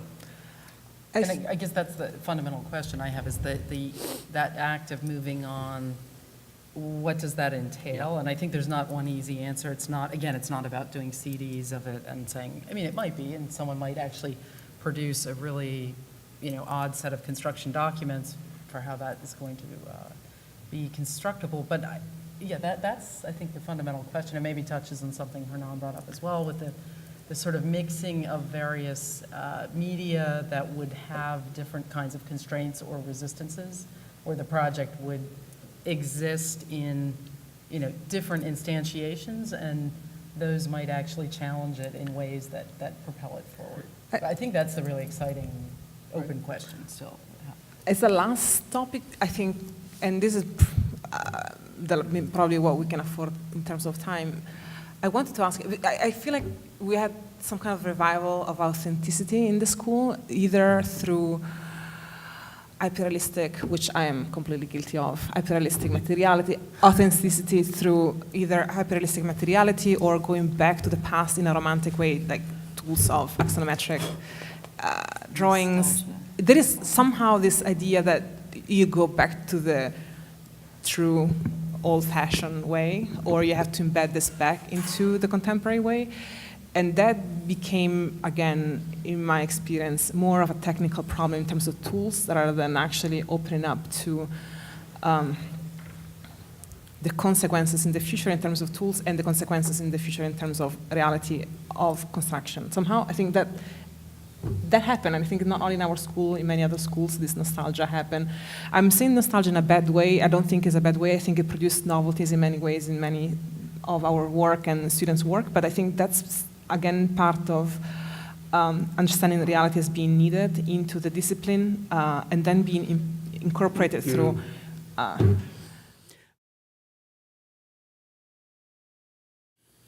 Let me put it this way. It took me a while to figure out this out because my antagonist nature and my repulsion towards certain things or behaviors in architecture.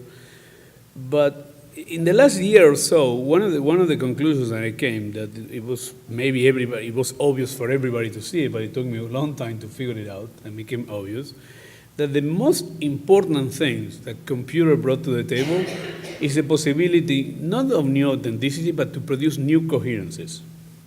What I mean by that is the computer allows you to work with contradictory arguments and produce a new coherent one, which before computer I would argue was almost impossible.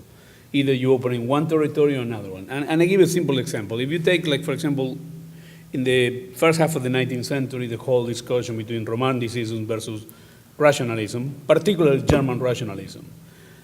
Potentially, you can work with those two arguments in a very strange collaborative way and produce new coherences. Like, you can work with this, I mean, by default, any software is basically a rational tool. It's a pure production of perfection, algorithmic, mathematical processes. And at the same time, you can produce effects that are almost antithetical to the mechanism that produce them. So, to me, I'm much more interested with that idea of new coherences than new authenticities or anything else, because in a way, the notion of new authenticity when we have lies and alibis in the background seems like an interesting idea because, okay, that's a possibility for new coherency.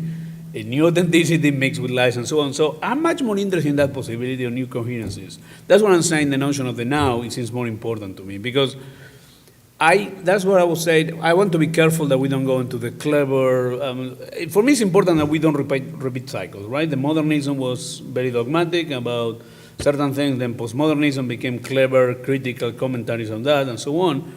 And one potentially can argue that you can work with those genres in a very comfortable way today, that it was unthinkable, at least when I was a student, it was unthinkable that you would be able to negotiate those two ethos about architecture. And today, I think people feel more comfortable. Now, my sense is most of the students working on that are not fully aware of what they're doing, or what are the ingredients of those new coherence and then trying to build with it.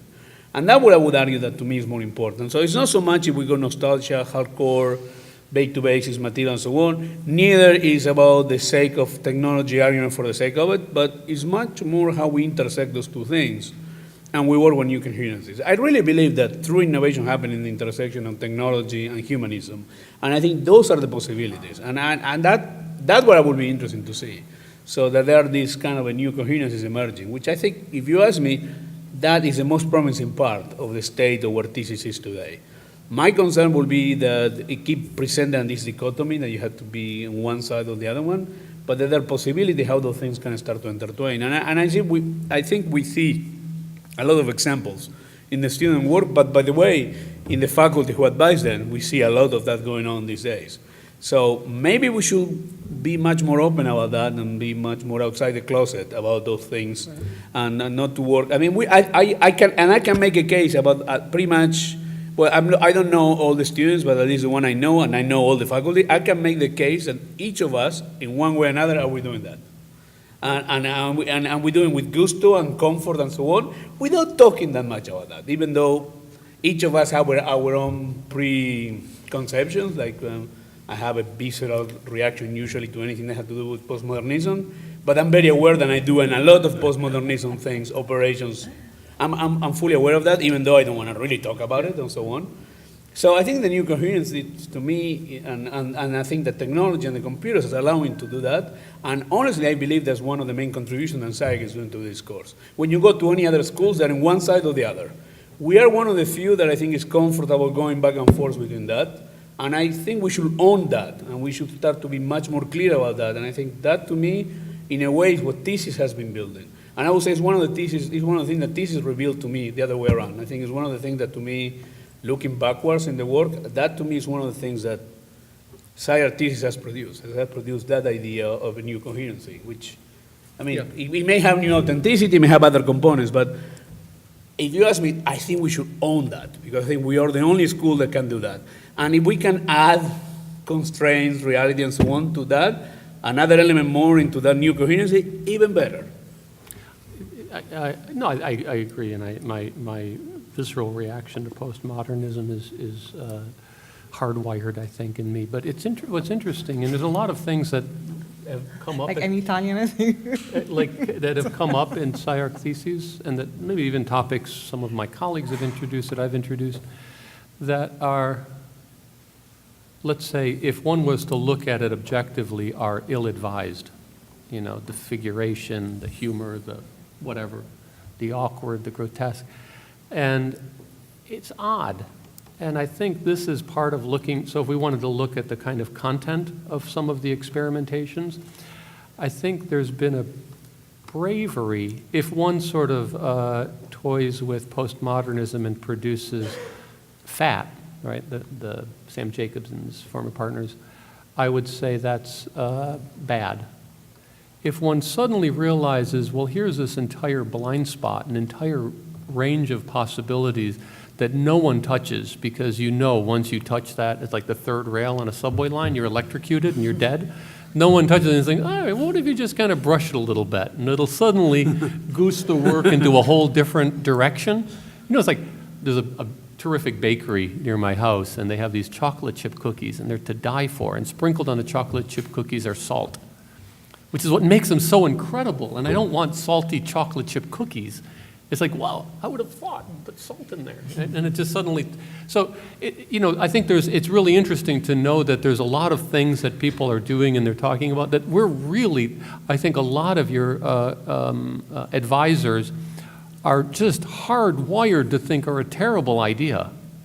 And so it's been this experiment to see what happens if one kind of, you know, like some super potent drug and you put a couple of drops in it just to see what happens to a project.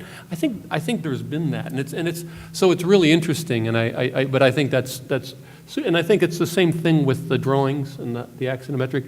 I think it's interesting. Like I would argue, if you look at painting, we have by this point found that there is many models of the construction of space within a painting.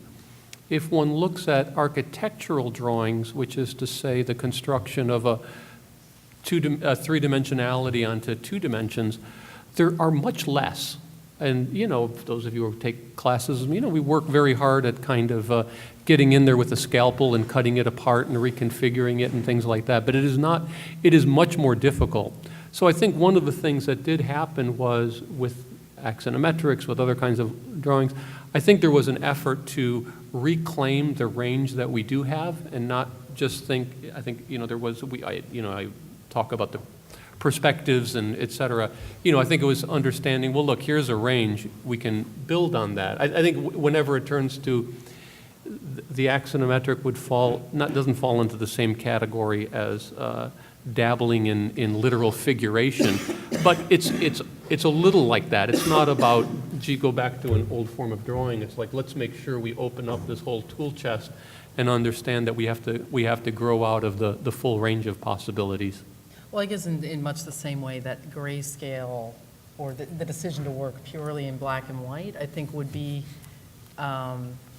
best advised if it was really a conscious choice of saying, okay, we're eliminating other ways of, making differences or similarities between things. And so we're, by rendering those things in grayscale or black and white, we can actually focus on a particular set of issues, as opposed to saying that it's become a kind of, faux gravitas, a mode of saying, well, the sobriety of the project makes it more serious. And so I think I think it's a really important issue that you bring up, because it's some of these, in the best case, you are actually revisiting some of those tools or making those decisions for a very particular reason, as opposed to giving it a sort of. But I think, Jeff problematized it for all of us. His observation that in painting, color can be space, and in architecture, it always either reinforces the solidity of the object or is a coating, raises that problem. So, I think,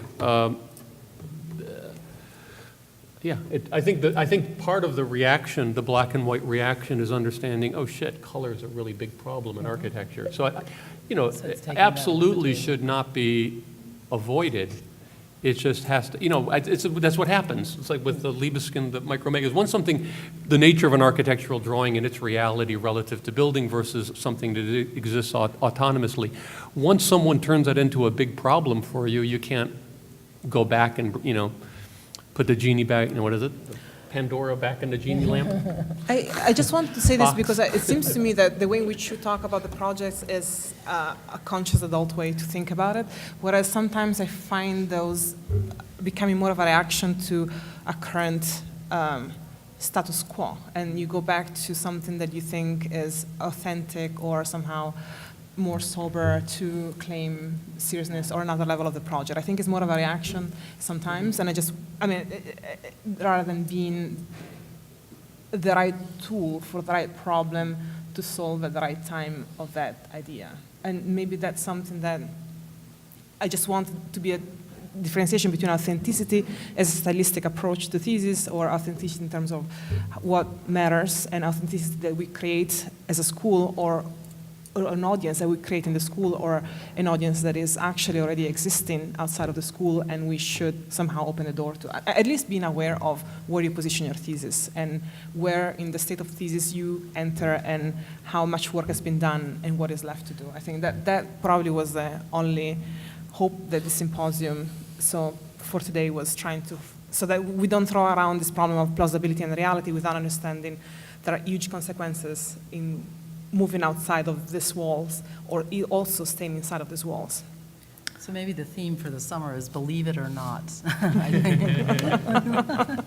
All right, so I want to thank everybody for coming today, especially the panelists. Thank you so much for your input.